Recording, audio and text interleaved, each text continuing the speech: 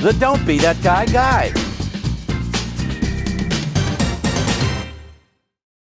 Every boat has a capacity of passengers and weight.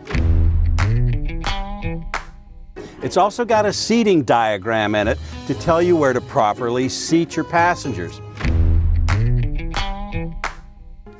This guy kept his crew within the weight capacities of the boat.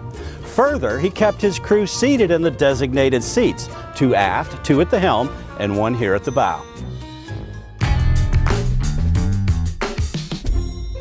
That guy has overloaded the boat. In this case, this boat's ready for 5 passengers, but we have 9 and the skipper. We're gonna have to lighten the load.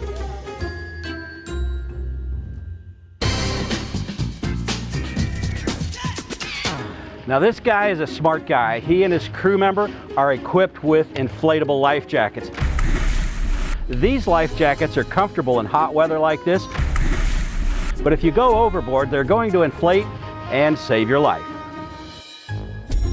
That guy is not wearing a life jacket. Now he may have inflatable life jackets on board someplace, but they don't satisfy Coast Guard safety requirements unless they're worn. Please help me! Now this guy's prepared. He bought a brand new first aid kit. You open it up and you can tell everything's hermetically sealed and ready for an emergency. Buy a new one every year and keep last year's for backup. That guy doesn't even have a first aid kit.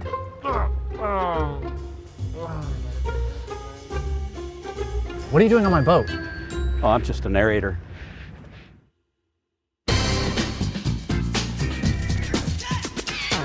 Now this guy has his boat equipped with a fixed base VHF on the dash and an antenna up above. That gives him maximum range.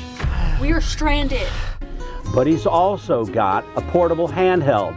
That gives him backup communication, and in the unfortunate case, if you have to leave the boat, you can take it with you and still be in connection with the Coast Guard.